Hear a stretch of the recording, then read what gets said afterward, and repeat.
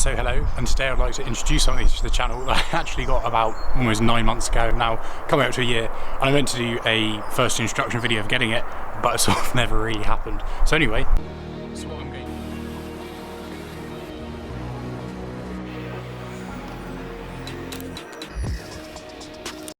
to. Here's my Range Rover Vogue L322 TDV8 2008.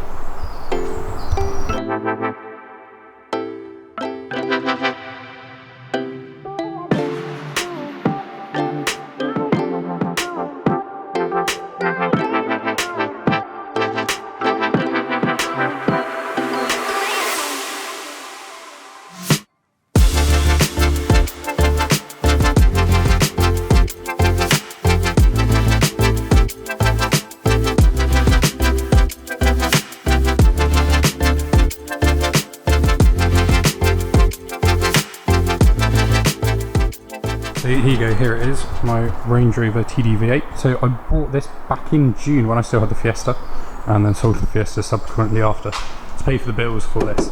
But I'll give you a bit of a rundown of some of the reasons why I got this one, and also how many mileage, what's going on, and what it's been like almost running it for a year. So starting on the outside, I finally got some of these light guards. Where it is the 2008 one, it's sort of that facelift sort of era, but not quite yet facelifted, so a bit of a weird one.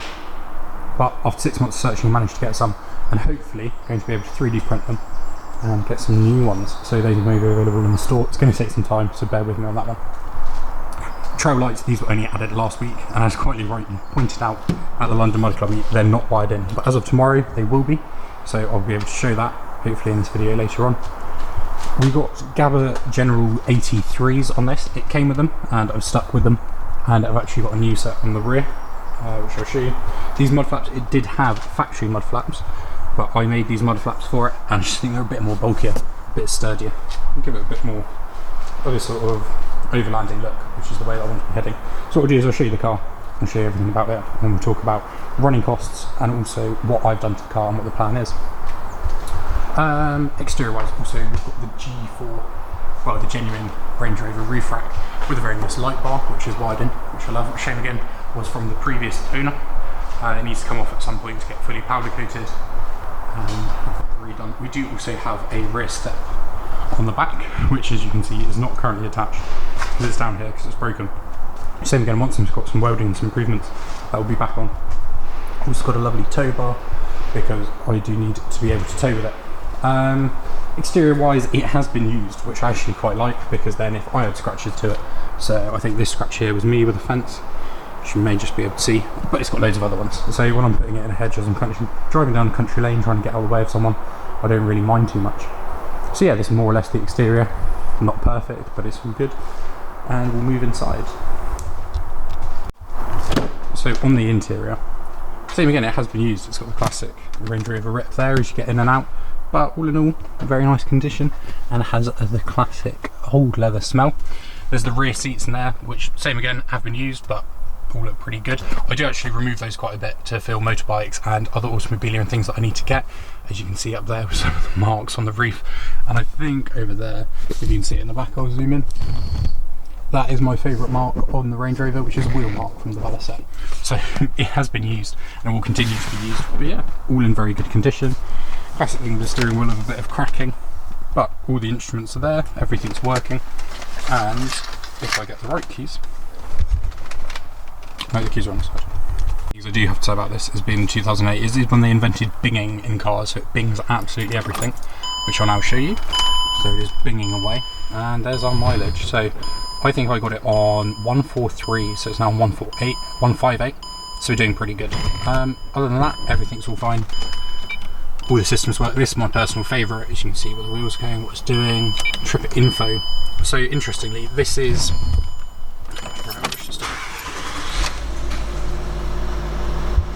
when it loads, Bluetooth. Waiting for connection. Bluetooth is connected. So actually, here's my MPG, it's gone down slightly, but funny enough, since putting those on the top, it has actually improved my MPG. I don't believe that's true really, it's just been around since I've reset it. This is my lifetime MPG since I've had it, so about 10k miles. It's my favourite one. Yeah, so that's what we generally average at. It's got a huge tank, so you can see we're at about less than a quarter. Got 160 miles to go. So yeah, that's really just about the interior. Let's move on to some of the running costs and what it's like owning one. Yeah. So here you go, lift the bonnet on the V, nice and easy. So here's the engine. It's not the cleanest, but it does work. Running cost wise, oh yeah, and please mention, those are atrocious. I'm very sorry. It will be corrected. Running costs wise, so insurance wise wasn't actually too bad for me. I mean, it is an insurance group 45, so fairly high up. And I am 23, 22 when I got this. So insurance is slightly top end. I think at the moment actually, I'm not sure what I'm paid for this. I think maybe around 300, 400. But road tax is high. So road tax at the moment for these is of course £600 because it is after 08 diesel. Just for a little bit of reference as well. On buying guides, always have a look here. Harry's Garage talks about it as well, but this will trap stuff and you get a bit of rust. So that's going to be redone at some point. Other than that, what else have we done? We've got loads of parts for it over the time. I've done some upgrades to it. Last month my front right suspension went. So I've got a lovely new shock and gas strut in there, as you can see. It's already dirty, but there's a nice new one.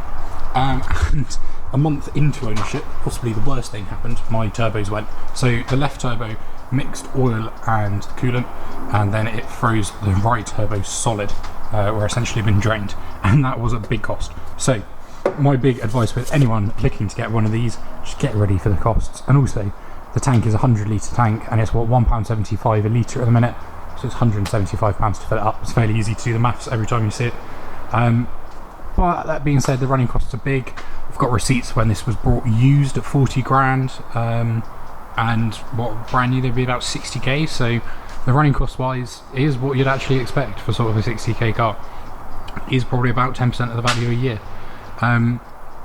That's on the top end. Admittedly now the turbos are done, so they should be fine for only another 70,000 miles. So really 60,000 miles off. But yeah, it's expensive, but I love it. So once you get driving one, they're great fun. And as long as you're ready for the cost, and people do say they are high, but I would definitely recommend having a big contingency fund. So you go, here's the beautiful one. I would say TDV8 is definitely the best. Definitely get TDV8. Plans for the future. I was maybe considering blacking out, but I'm not very sure. So I think we're going to keep it. We're definitely going much more overlanding look. So personal plate, definitely at some point. I want to get under trays, and I'm looking at custom under trays. I have seen you can get some made, but they're quite expensive. So we're looking at creating our own under trays. And on the bonnet, going to get hopefully a big decal, much like the new Defenders have, which hopefully will also be available in the store. Got new trail lights up here, which I'm very happy about. Happy with the tyres. I've been looking at lift kits, but I don't think I'm going to get a lift kit because, I don't know, I'm mainly doing motorway miles, let's face it. And being lifted, although it would be very cool, I think having those 2 inches difference on the motorway will actually prove quite a bit of a problem. Already got the mud flaps, which I quite like. Rock sliders, I think, are definitely going to be ones, because I want the side step, but I want it to be stronger. And I think rock sliders will be perfect, along with the under armour underneath. I'm also looking at getting a big Utopia down the side, because I think it would be rude not to. We've got the lights on the top, possibly a new light bar, or just refurbing this one. I think may also go yellow to match these lights, just to keep a bit of consistency with it. Roof racks staying as it is, will just need to be powder coated, and the ladder's going to come back on once that's had a full refurb. And also looking at getting a side awning. And then I do use this for camping, is the plan for the summer. So you can fully remove the rear seats, which I've also got another video for. I think we're going to put a camping setup in here. So nothing simple, just a big flat bit of wood to avoid this because it sort of undulates and there's some spiky bolts. Big flat bit, so you've got big storage here. You've also got the heaters there, so you never get cold in the back. Yeah, I think it'll be perfect for storing. And as you can see, we've got the privacy glass in the back, so you actually can't see too much in. Yeah, that's more or less the plan for it at the moment. There's nothing else too dramatic that's going down, and I'll let you know if I think of anything else.